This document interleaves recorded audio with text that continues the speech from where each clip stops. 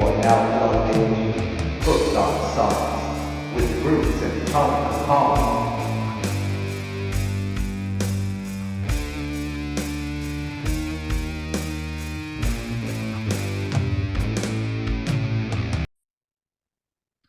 And we're live. What's up, everybody? Welcome to another special Christmas Eve edition of Hooked on Sonics. I am one of your two hosts, Bruce over here, and over there, my brother from another mother, the Tone Capone. And this week, we've got some old school heavy hitters for you this week. We've got the Fugees, um, big breakthrough album, The Score. And we also have Cameos. Um, I think it was their biggest selling album. It had to have Uh, been. Had to have been. Word Up. Um, yeah, and we'll talk about all that, and I'm sure a bunch of other stuff will come up. Um, Before we get into the meat and potatoes of these cool albums, Tone, the people want to know, how are you? Good evening. As you know, Bruce, we are actually recording a day early Mm-hmm. because I am going to an early release of Nosferatu. Wife was sweet enough to get us tickets. I'm kind of pumped, very, very pumped. I told you I was pumped about this movie. I told you the last couple of weeks I was pumped about this movie, and I am so on fire that it's less than 24 hours away from me. There you go. Yeah. I hope it meets all your expectations. Dude, a lot of the reviews say it's freaking stuff. They're saying it could end up on some movie of the year lists. Really? Dude, it's we'll see. We'll Yeah. see. Dude, I'm very critical when they play with remakes, dude. And Yeah. this is one near and dear to my heart. So I went to a horror convention in Cincinnati a few years back, Horror Hound, I think it was. And being as big as I am, as big a big guy as I am, it was very hard to find T-shirts and shit in my size. So I ended up buying a lot of flags and stuff like that. And the one spot, man, had two T-shirts that they had in a 4X uh, that was interesting to me. One was a Nosferatu shirt, and one is a Cthulhu shirt. And I don't wear the Cthulhu shirt often because it's this brown tan thing, but the Nosferatu shirt I've worn on the show. Yeah. I'm very, very excited, dude. I'm very excited. Like it's. I don't get super, super pumped about movies just because, like, I was pumped about Venom 3, but Hmm. it was a letdown. It was a letdown. I mean, it was good, but I it was think you might have been it's overly sad. critical of that. Very sad, dude. Yeah. It's Well, I think it well, was supposed to have been sad, right? well, no, the issue at hand is, and I don't want to ruin it for anybody, is what needs to happen. Yeah. Sony and the Spider-Man universe, man, we're fucked. We're so fucking fucked. They need to make that meeting happen. They have to. In 3 years, it'll happen. Take it to Bullshit. the bank. 3 years. Well, I don't know. In other movie stuff, I don't know if you saw. I posted it to my Facebook. They are. It sounds like something's going on with the people from the Return of the Living Dead in their court case, and there is going to be a Return of the Living Dead movie in 2025. Yes. Have you seen the trailer? I have. I have a It's kind of very. interesting. I'm very pumped. Very. So what people don't know is that is my all-time favorite horror movie, Return of the Living Dead. Return of. Yeah, Okay. Return of the Living Dead, because the soundtrack is freaking stellar. Rocky Erickson's on there, Hmm. doing Here I Sit a Vampire at My Piano, uh I've got that on Glow in the Dark vinyl. Burn the Flames. Yeah. Yeah, lucky you, dude. Best soundtrack ever. 45 Grave, Do You Wanna Party? It's party time. I absolutely. And now another thing people don't, you may not know, is when that movie opens up, look at the date. Look at the date Mm, that comes across the screen. That's my birthday. if they do it right. No, it's my birthday. When they on the date of that, when they show that Uh, movie and they're documenting the date time, the start of that movie is my birthday.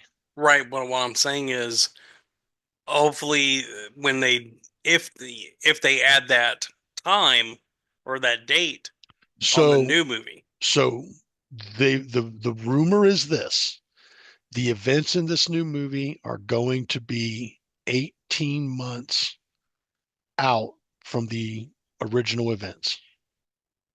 Okay. Okay. Which The blows my original events of the first Night of the Living Dead. first events of the Return of the Living Dead. So you got Okay. to remember, Return of the Living Dead is only familiarized with of the Living Dead, Night of the Living Dead, and stuff like that. I don't think Romero had a big hand in Return of the Living Dead. Okay. Okay. So Exciting. because about that time, Ramiro, I think, was working on Day or Dawn of the Dead, something like that. So yeah, Man, it's a very exciting time for film. I'm sure there's a lot of other good stuff coming up. Kate and I are probably going to sit down and watch the new Gladiator at some point in time. Um, there's been a lot, dude. I'll tell you another movie that kind of blew my wig back. Um, that's why you wear a hat. yes, the oh man, what was the name of that movie, Kate? Conclave. What was it about? It seems familiar. It was about the Pope had passed, Okay. and it was the picking of the new Pope and the process that goes through that. And dude, it's a bit of a mind blower. Okay. It's a bit of a mind blower. You'll Sweet. see. Like Yeah. it's mind blowing. Like boom. Like so. With that being said, I don't think we have much in the way of news this week. No. It's the holiday season. Um, not much action going on out there in the news. What have Yeah. you been listening to this week, man? Well, I gotta tell you, I met a kid, and his name escapes me at the moment, but he is in a little up and coming punk band called Double Jointed. Check them out on Spotify and stuff. They're getting ready to record their first full length album here in March, going out to Denver. They got some, I was checking them out a good part of the day today on Spotify. Definitely some heavy Green Day influence. So I'm pulling for these kids. So check them out, Double Jointed. And then let's see what else have I been listening to? See, I listened to some older Cameo stuff. The Reverend Peyton and the Damn Band, Tribe Called Quest. Some more Dictators because I can't get enough of them. And I opened back up Iron Maiden's Live After Death. What about you? Oh, I was listening to some Wind Hand this week. I was listening to I think I was listening to some Scorpions, listening to some Christmas tunes. There you go. Rambo got ran over by a reindeer. Dropkick Murphys, The Season's Upon Us. Um,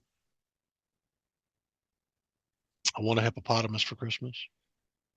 All the classics. I remember when I was at Georgian Heights, I was in fifth grade and we got to sing to like kindergartners or whatever. I want a hippopotamus for Christmas. That's my only memory of that. It's like, I want a hippopotamus for Christmas. Catchy. Yes, I love indeed. it. Yes, indeed. Chipmunks Christmas song, of course. Of Me, course. I wanna yeah, good stuff. Yeah. But yeah, I was doing a little bit of that. Um, what did I took in? Took in a little more of that Danzig uh uh whatchamaflotcher, the Lost Tracks of Danzig album. And Hmm. then I went back and I listened to the Danzig Sings Elvis album again, dude. And I gotta tell you, dude, it really has freaking grown on me, dude. I But I don't listen, get it. I understand you're not an Elvis fan. I get that, okay. But I, however, am an Elvis fan. And with that being said, I think it's a pretty cool fucking album. I Okay. just do, man. You know, I really do. I think he did it very respectfully. It sounds good. That's not what I want from Danzig. Ugh. Just You, me. dude, you know he was supposed to do an album with Jerry Cantrell as well. That'd be weird. I don't remember what the premise of it was, but I do remember there was a situation where he wanted to do an album with Jerry Cantrell. Hmm. I know that they've done Jerry's appeared on a song or two. I wonder if there's any demos flying out there. Maybe, not for sure. Huh. But Well, I think he was there was talks of it around the time of Danzig 5. okay. So, yeah. We'll have to scour the internet to find more. Yeah, Yeah, we'll maybe. see. Yeah. Hey, I did want to mention real quick before we got too far into the show, our buddy West Beach, he had actually commented and gave us a little update on, we were asking what kind of guitar he was holding and stuff in that photo shoot that he did for Vintage Guitar Magazine. Right. He said, "Hey Bruce and Tony, thanks for mentioning my appearance in vintage guitar. The Gibson is a modern Moderne, modern, a guitar introduced with the Flying V and Explorer back in the 50s, but never became a production model. The one I'm holding is a reissue, and I've always liked the shape of it. I have an Epiphone version as well. Now back to your podcast." So, That's great. Very unique guitar, man. I like it. yeah, And you know me, man. I love guitars. I'm not a great player, man, but I love fucking guitars, dude. I own fucking I think 13 or 14 of them now. yeah, you might have a problem. A little bit of an addiction here, and I just got and it's like, but they need good homes, dude. There's good guitars out there that Yeah. need a good home. So, oh shit, man, what are you drinking this week, dude? Well, because we are on, by the time this actually drops, be Christmas Eve. So I wanted to get a little festive. So we're celebrating Festivus because we always like to bitch about stuff. And, the actual holiday season. I've got some Bullet Frontier whiskey Hell yeah, hell mixed yeah. with some festive Southern Comfort eggnog. Non-alcoholic, it's just the brand of eggnog. So Okay. mix that.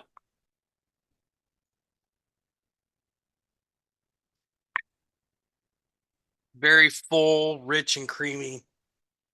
Ah, this is just fantastic together. Absolutely fantastic. I'll give this a 4.5. 4.5 on the eggnog. Yeah, What about the bullet?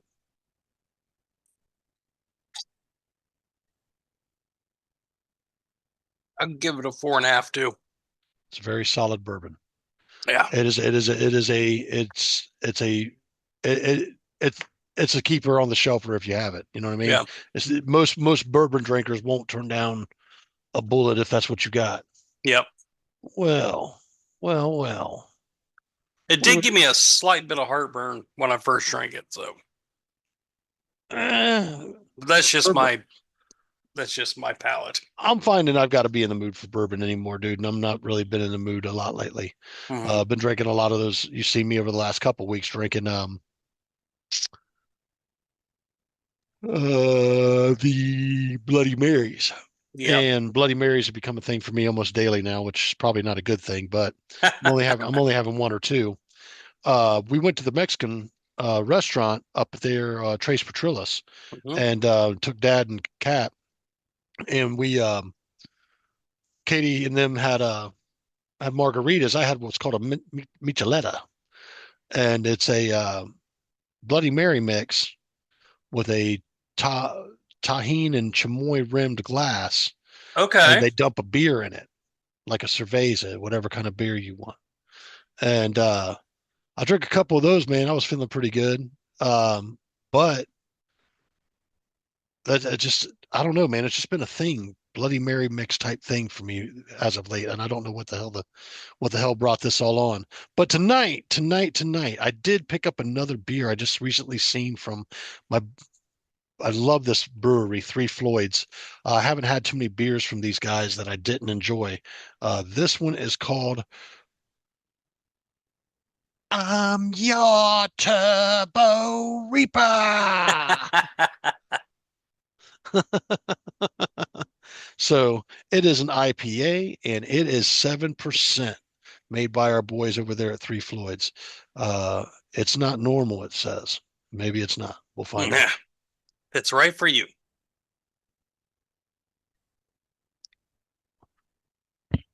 Woo.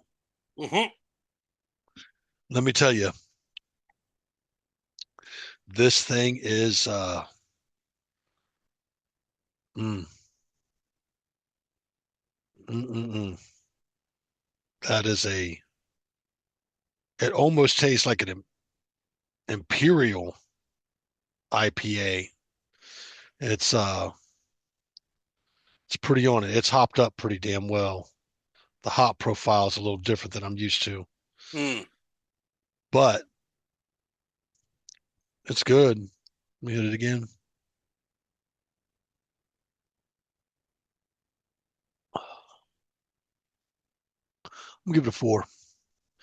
I'm gonna give it a Okay. solid four. It's good. Um, it's not something I'm going to reach for. Uh, Especially when it comes to Three Floyds. Me personally, I love their Zombie Dust. Zombie Dust is probably my favorite beer that they make.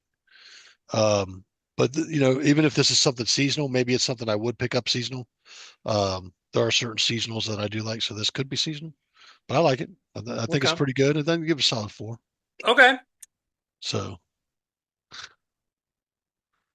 Excellent. good deal, good deal. Oh, Well, by the now that way, happy birthday to Eddie Vedder today. you can't find the butter, man, Can't find a Butterman. got to build back better. Can't believe it's not butter. She dreams in color, she dreams in her. Are you a fan of Pearl Jam? I really like the first three albums. The latest album is really good. Surprisingly really good. Really? Yes. I can't say I've ever been a big fan. They had a few songs I liked, but I didn't really like vibe on them, man. Yeah, I get it. I mean, again, you weren't huge into like the grunge thing at all. So There's only one band that did it best. for you, Alice in Chains. Me, Alice in Chains. Yeah. But Pearl Jam, Stone Temple Pilots, Nirvana, those are probably the top three for me for grunge. Couldn't stand Nirvana. I know you can't. Who else? Stone Temple Pilots. Oh, can't stand those dudes either. Oh, I said I I say I want to want to get get next to next to you. you. Oh, such good fucking. Oh, you're crazy. It's such a great album. No, no. They had one song that I liked. Dead and Bloated. Nope. Oh, such a great song. Time to take Yeah, it's you a great home. song. No, no, Big no, no. Empty. The big, yeah, it was a Big Empty that was on Yep. the Crow soundtrack. Yep. Yeah, that's the only one that I really like by them, dude. And the movie helped it. Trust that. The movie had everything to do with that. So yeah, I don't know, dude. Dude, Verses and 10, those are two perfect albums. Soundgarden. Almost. Soundgarden would have been the other one. Yeah, they're pretty good. Yeah. I Alice in didn't Chains get and into them Soundgarden, till dude. later. Yeah. Well, you probably got hip after uh uh the album that had Fell on Black Days. I Super got Unknown. I believe that may be it. I got hip to him on, yeah, that would have been Super Unknown. I got hip to him on Bad Motorfinger. Yeah. I do. Show me the power, child. I'd like to say that I'm down on my knees today. Today. Yeah, dude. I was hip off of Bad Motorfinger. I actually, the first time I heard Bad Motorfinger, I actually was listening to a Johnny Cash album, and he redid Rusty Cage. Him and Tom Petty redid Rusty Cage, and I was like, well, let me hear the original, and that was on Bad Motorfinger. I was like, fuck, I love both versions. Yeah, it's a damn shame, man. Almost everybody we mentioned in the last few minutes is gone. Yeah, happy Yeah. birthday, Eddie Vedder. Yeah. Happy birthday, Eddie Vedder. So somebody protect that man. Yeah, no kidding. There aren't many left that were the voice of that era. Nope. That's a All damn right. shame. All right. Well, shit. I think honestly, I went first last week. Are you sure? I'm almost positive I did. What did we even review last week? I don't even know. We reviewed. You don't even know either. No, because I actually took my paper away. Yeah. Um, you gave me uh,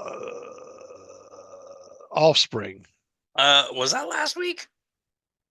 I want to. No, no, no, no. Maybe not. No. I Well. don't freaking know, man. What are you doing here? What are we See, doing here? see, folks, this is why you can always depend on us for having the freshest takes because we don't remember what we said last Jack week. shit. All right. What did we review last week? Oh, Wayne's Chocolate and Cheese and the new King Gizzard and the Lizard Wizard album. Oh yeah. See? B741 or something like that. Yep. Yep. Excellent. All right. So I guess I'm going first. Yes. All right. Well, you gave me the Fugees, the score. This was released February 13th, 1996. This thing went multi-time platinum. This is considered one of the uh, greatest rap hip hop albums of all time. This is, I mean, this is a very highly regarded album, Yeah. and I never listened to it It sucks. until this past week. It sucks that you haven't. And I was trying to think back why, because this would have fell right in my wheelhouse. But I think when this came out in '96, I started to move away from rap.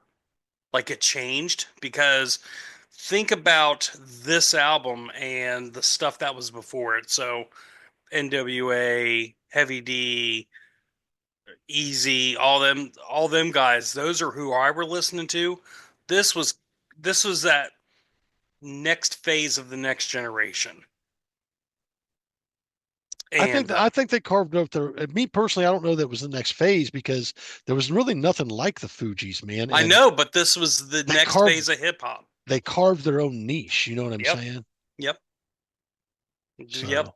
So So I was, you know, very thankful that you gave me this album because this was such a cool journey. And it took me back to the days of none of this auto tuning bullshit where the lyrics actually meant something. It wasn't about just pussy and money and blah blah blah blah blah. Like this shit meant something. yeah. And we need more of this. We need more Fugees.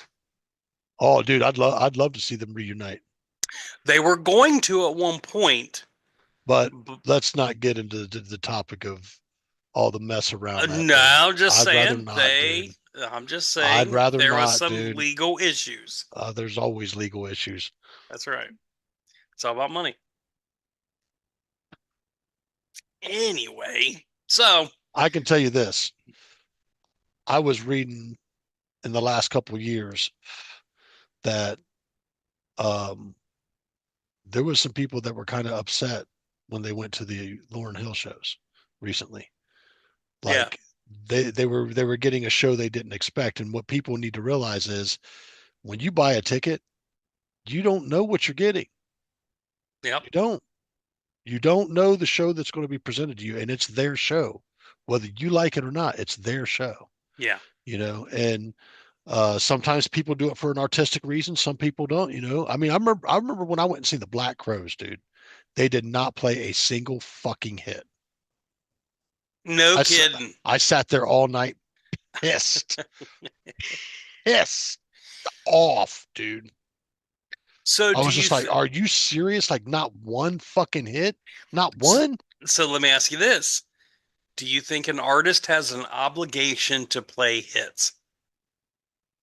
I don't think our artist has an obligation to do jack shit. It's their show. Whatever's, I mean, if there's an expectation from the label and the touring management and whatnot that they're going to go out there and they're going to play some hits, that's one thing. But if it's, you know, I'm going to do the show the way I want to do the show, it's my show. You know, I let me ask you, how many people you think were pissed off back in the day going to see Van Halen? with Hagar all the time, 100%. No, Just with kidding. David Lee Roth. Oh no, nobody was pissed. Yeah, They they were, played dude. everything. No, no, no, no, dude. He was a hot mess. My parents went to see Van Halen at Legend Valley, dude, and Dave come out fucking wasted, wasted. I'm pretty sure it was at Legend Valley. So drunk he couldn't fucking perform, dude. And I've Okay, heard, well I've heard, that's I've heard, different. I've heard that often about Van Halen shows back in the day. That fucking Dave was a hot mess live. Well, hell, that last tour that they did with Sammy, Eddie was an absolute hot mess, falling apart on stage, Yeah. literally falling apart. It's heartbreaking because these are our heroes, man. Yeah, And oftentimes we look at these guys as heroes. We hold them up on a pedestal. And there's lots of people that do this, but we got to remember at the end of the day, they're still human beings. yeah, man. They're still human beings, dude. So don't always expect you're going to get what you expect. You know, you buy I a think ticket. there's I think there should be some sort of expectation that you're going to play at least one of your hits. If you're not going to do that, I think you should have an obligation as an artist to say, hey, look, on this tour or on this show, I'm not really feeling it. Right. I don't disagree with you, but there's also when you take liberties of songs and people can't sing along with them. People want to hear what they Yeah. people want to hear what they heard right off the CD, and they want to. I'm going to go there and I'm going to get to sing with these people and that people, and I'm going to have a good time. And they do some different version of their favorite song, Hmm. some acoustic version or some off time version, Yep. and people get fucking butthurt. And at the end of the day, you shouldn't be so butthurt. You're probably seeing a special performance made specially for you. Yeah. I don't necessarily mind that so much, but at least play it. Yeah, I don't know, dude. I don't know, man. Like, I don't know, dude. That's like the whole Kiss fiasco, man.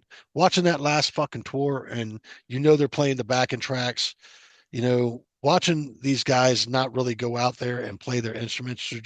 They're throwing on the gear, the leather pants or whatever, and they're putting the eyeliner on. They're going out there and they just fucking stand out there, hold their instrument and play their fucking part, dude.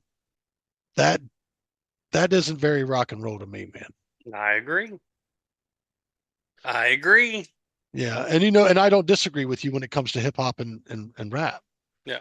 There's a lot of what's moved me away from listening to so much is I don't see the message anymore. I don't hear anybody really spouting off a message I really want to No. I can connect with. Yeah. Not that I could connect with brothers getting beat down in LA, you know what I mean? But it was the news from the street. This don't really feel like news from the street. The storytelling's not doesn't seem so good to me, and it's very rare that I find newer hip hop artists or R&B, well not R&B, but rap artists that I can get into, man. Yeah. And I'm definitely not into the mumble rap thing. That the hem and a hem, I'm not Yeah. into that, man. It's not for me, dude. You No. know, um, The I'm first thing that really struck me on this album is how good fucking Lauryn Hill was. well, she's amazing, dude. Like, I had no idea. I honestly had no idea.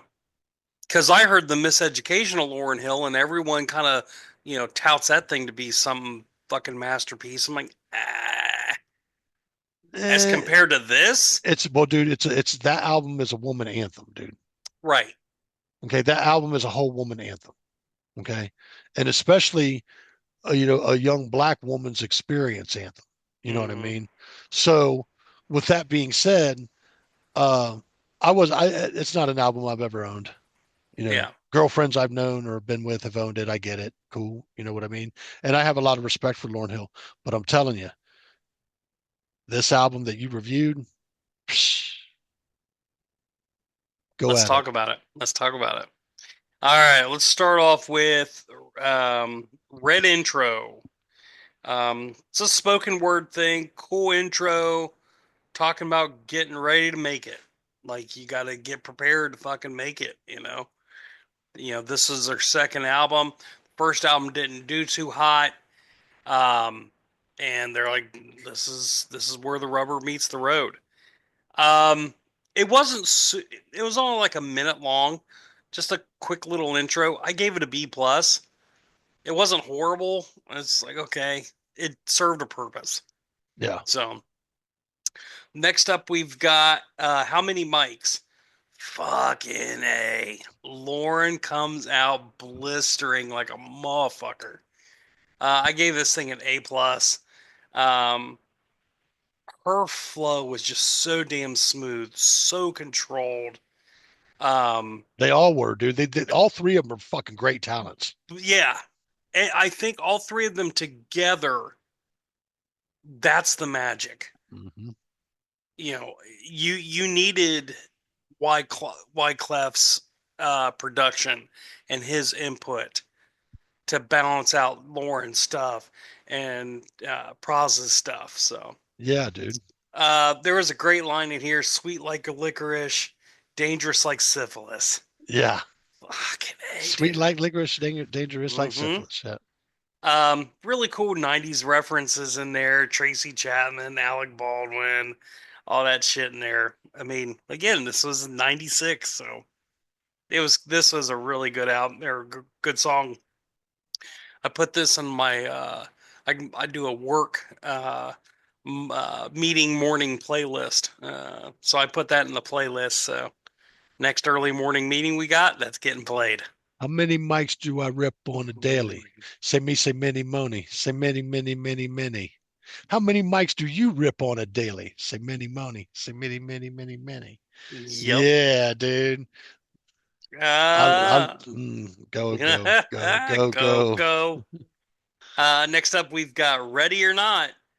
What a great fucking anthem.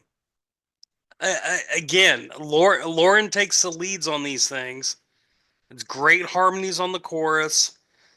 This just is a get you fucking pumped song. You're ready to go fucking do battle or whatever. This is one of the songs you want to put on. I love this song. A plus. Next up, Zealots. Woo! Hot fire. A plus plus. Really? Yeah. This might be my favorite song on the. It's really close to being my favorite song on the album. Nice. Yeah. They did a little sample of "I Only Have Eyes for You," Yeah. but I think that was by the Flamingos, an old doo-wop band. And it starts off with this one rhythm, and then when the Fugees actually kick in, it goes into a completely different rhythm, like a completely different beat that still fucking matches the Flamingos. I was Yeah. like, oh, dude, that was sick producing right there, man. That was some Is that sick the one that goes producing. do up it up? Uh-huh. Yeah. Yep. Um,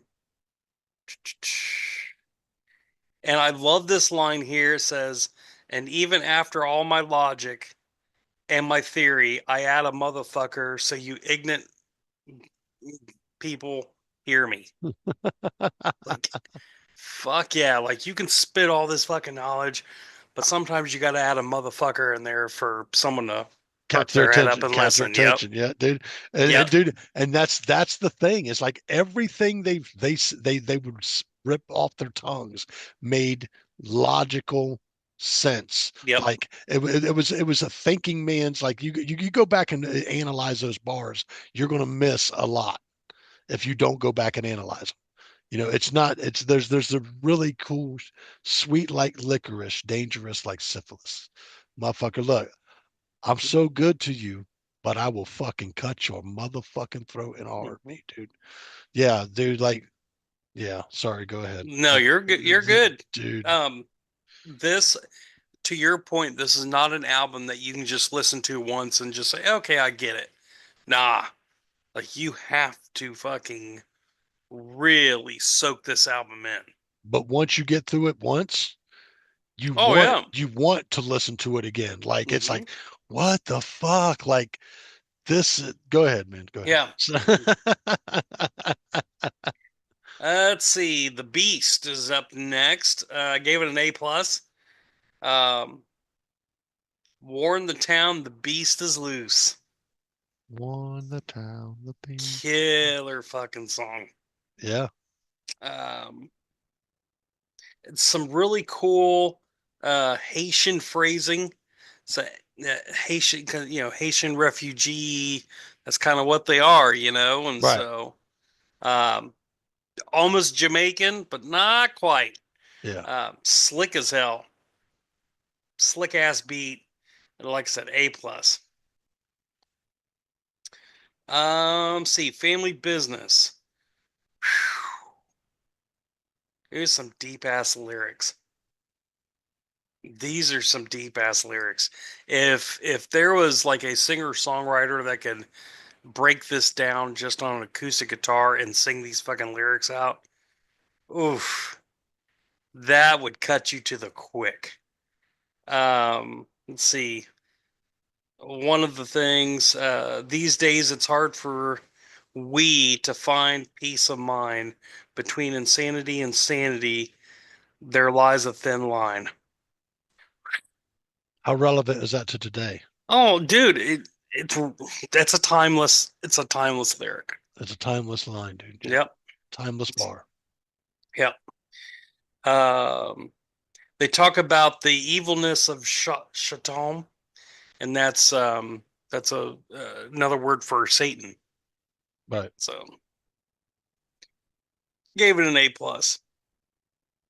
So far, just that little quick intro is going, okay. Everything else on this is just fucking old school fire. I mean, But not quite as not no, not quite the same thing everybody else was doing. dude, no, it's not. One of the things I'm definitely, this is not a dated album. Like some of that shit I was telling you about earlier, like, Heavy D or NWA, there's some wear on it. Yeah. It doesn't hold up. If they release this shit this year, fuck, It still it hold would up. yeah, yeah, And they'd blow everything away that's currently out right now. yep. Um, that, It'd be really cool if they could reunite and do another fucking album. mm-hmm. See You know, where they and, are. See where they're at. man, it's just Next up, their biggest hit, "Killing Me Softly." It's a cover. I think it was Nina Simone that originally did the song. Um, A plus, just perfect. I mean, Lauren did such a great song. I love the layers of the vocals. I love the harmonies. It's just a perfect fucking song. yeah, Because that's a song easily to fuck up. yeah. Trying to be too cute, and this just worked. Oh yeah. Yeah. The video I is cool mean, too. yeah, they made it their own for sure. And if you ain't ever seen the video is pretty cool too. Yeah. Let's see. The Mask is up next. Um, A plus. Working at BK. Burger King tried to kill someone to get caught, then got kidnapped by the FBI, and then getting harassed by a dude, and then just blah blah blah blah. There's such a cool, again, A plus. It's cool. It's just fucking cool. Dude, I told you when I gave you the album, you're Yeah. in for a doozy. Yep. Oh, here's a ding. Next up was Cowboys with Outsiders. I gave it a B. I love the beat, but the flow was not great. Like, I don't know, their stylings, I didn't like. I didn't get into it at all. Some of the phrasings didn't hit Yeah, register. Yeah, yeah, I didn't like it. I get it. So that's almost a skippable track for me. Really? But that beat was pretty damn good. Yeah. Now, on this album, I believe there's a skit where they're at a Chinese restaurant. And he says, don't give me the fucked up wing or whatever. I can't remember what it. Yeah, I think that was the Mask. Yeah, that shit had me dying, dude. Yeah, I mean, don't give me that little retard. yeah, Oh, I love that fucking skit, dude. It's one of my favorite fucking skits of any hip hop album for some reason. yeah. Yeah. That's so funny. Next up, No Woman, No Cry. Great Marley cover. They updated the beat, but stayed true to the original, slightly faster. But again, this is a song they could have easily fucked up, and just perfect. Yeah. A plus. Manifest outro. Um, this is really cool. It says there's this heavy lyric here. Um, I was God's best contemplating death with a Gillette, but no man is ever worth the paradise manifest. Fuck. Don't give up. Don't give up. Yeah. Yeah. That's A sick, ain't plus. it, dude? Yeah. Let's see So, then. Yeah. are you at the end? Yeah, so on the CD there was actually 3 bonus tracks. Okay. Um there was some remixes. It was the Fuji La. There was a refugee camp um, remix, and then Hold on. So Fuji La wasn't on the original release? it was on the it was on the original release, but there was 2 other. I'm sorry, 3 other remixes. Would you rate Fuji La? A. Because okay. Yep, Fuji La rated an A. The refugee camp version, I gave an A. It's just a little poppier. I liked it. The Sky and Robbie mix, fucking forget. I hated it. I gave it a C minus. Right. And then the refugee camp global mix, I gave an A. Um, they started singing it in French. Okay. Yeah. And then Nice. last but certainly not least, there is a really cool Wyclef Jean song, Mista Mista. I gave it an A plus. This is probably my favorite song on the album. It's Yeah. such a good fucking song. So, So knowing that this thing was loaded mhm. with bangers, Yeah, does this thing now fall into when you go and listen to hip hop for a day? I've got to spin these guys too. yes, Yeah. yes. Yeah. No. Forgive me, hip hop gods, for I have sinned. Yeah. I have just it. I It sounds like my bad. the album floored you, man. Yeah, it really did. I I'll, was I'll never forget the first time I heard it myself, dude. And I went, holy shit, what the like, fuck wow. did I just listen to? Yep. And I've got to go back and listen to it again. Yeah. Yep. Yeah. Having said all that, this is a solid 9.5 for me. There's a couple dings on there. I I can't give it a perfect 10, but fuck, it's really good. Yeah. It's really good. I didn't expect, I didn't know whether or not you were going to score it that high. And that's pretty fucking good. Yeah. It's a damn good Nice. album. 9.5 on the Fugees, the score. Fuck yeah, dude. We've been doing pretty good to each other lately, man. Hmm. We got to throw a monkey wrench in the program at some point in time, and Oh, it'll happen. you may have done that tonight. So, We'll see. with that being said, once again, Bruce gave that album a 9.5. Fuji's the score. Thank you for jamming to that album. That album to me is a 10 banger all fucking day. I can listen to that album front to back, no issues. I Yeah. love that. I love that album, and it is not without proper acclaim. Yeah. So, with that being said, Bruce gave me Cameo's Word Up. This album, I believe, was released in '86. Hmm. Okay. Um, this was a little into the lineup of discography for Cameo, from what I understand. Maybe his second or third album, maybe. Oh no, this was Maybe a little deeper. they were like 10 years in. Yeah. And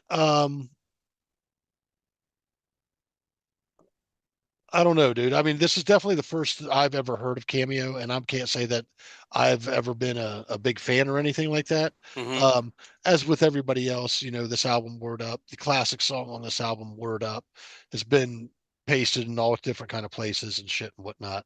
Yeah. And it's just that was the forefront of this album, but there were a couple other releases off this album as well. And I want to go ahead and get into this. What I want to give as um my upfront overall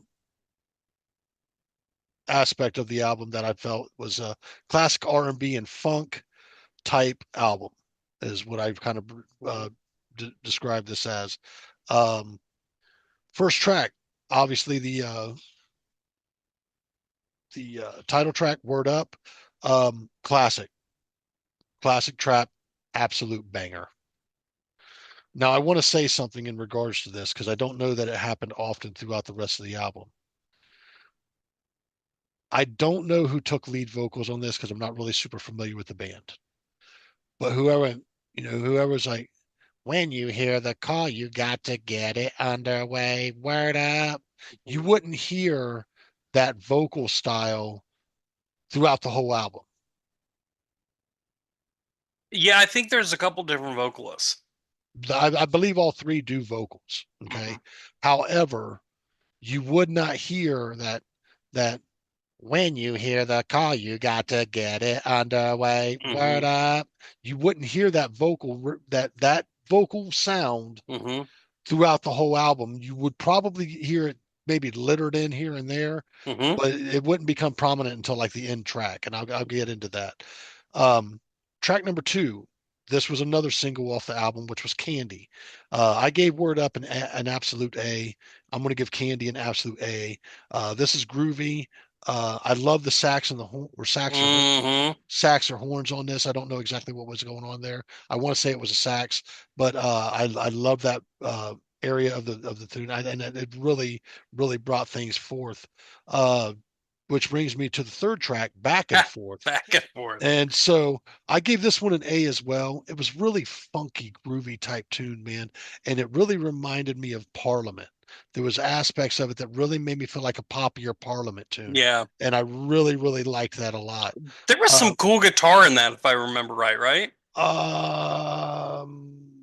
I believe so. If not, it was on the next one, Yeah. maybe. Yeah. But yeah, once again, funky, groovy, really cool, poppier Parliament funk feel, kind of like maybe like Flashlight. something Mm-hmm. something along those lines. Yep. Really, really fucking cool, man. So I gave that an A as well. Track number 4, Don't Be Lonely. I gave this one an A. I said it was mellow R&B. Love the horns and sax again, man. That really kind of was the icing on the cake for this song because it it's it didn't start to really register with me, and I was really kind of swinging between, you know, making it a B or whether or not it was going to be an A, and then the horns and the sax kicked in or whatever, and I was just like, yeah, man, like fuck yeah, dude. Okay, cool, cool. I like this a lot. This is it kind of really added the little bit of pepper on it to season it up really well, and I Mm-hmm. really really like that. Track number 5, She's Mine. Um, I gave this one a B. Um, it's not a favorite of mine, but it's not skippable. Um,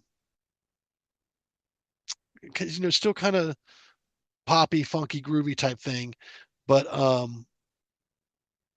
and definitely there's this R&B feel that goes on throughout this album too as well.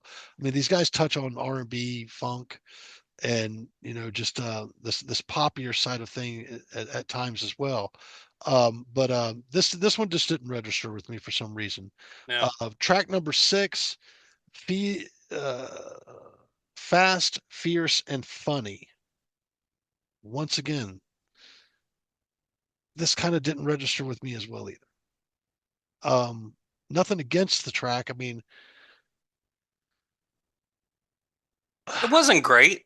it's just not as standout. Like there becomes this point in the album on tracks 5 and 6 where it wasn't as standout as the rest of the album, in my opinion. Um, I said again, not a favorite. Yeah. It just didn't stand out as well as the other tracks. And then track number 7. This would be the final track on the album. This was a very short and track album. Each song was about 4.5 to 6 minutes long, maybe a little over 6 minutes on one of them. Um, you Can Have the World is the name of track number 7. Mhm. I gave this one an A, and I said it was groovy, a banger of a closer, and they were jamming this. They were just jamming it out, man. Yeah. And I thought it was a hell of a closing song. Um, my disappointment though, man, with this album comes at track 5 and 6 because like this thing was on a solid roll as 7 tracks of pure greatness, and I think it could have benefited from maybe another track or two, Yeah. maybe another track or two. Um, but when you've got 7 tracks laid out and these 7 are the best that you want and you want to get it, sometimes there's deadlines with the studio or whatnot. I will say this album with the classic title track has solidified itself in the annals of history of music. It always will. With that being said, of the 7 tracks that were on this album, I gave all of them A's, no major A pluses. I mean, you could say Word Up's A plus because it's timeless, but I gave, 2 B's, and like I don't know if I was really feeling that they were skippable or not, man. And like I hate to pick up an album just to listen to 5 tracks. It feels more like an EP at that time. Yeah. You know what I mean? Hmm. So with that being said,